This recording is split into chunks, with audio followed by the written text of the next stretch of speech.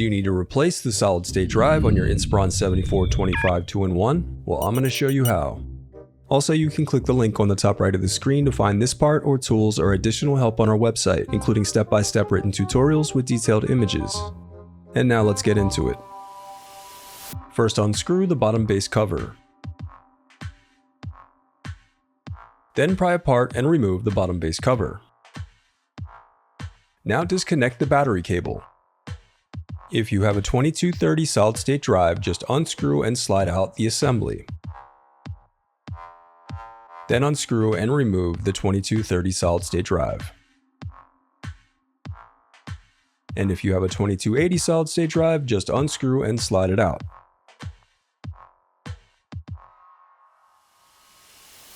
The reassembly of your laptop is as simple as following your steps in reverse.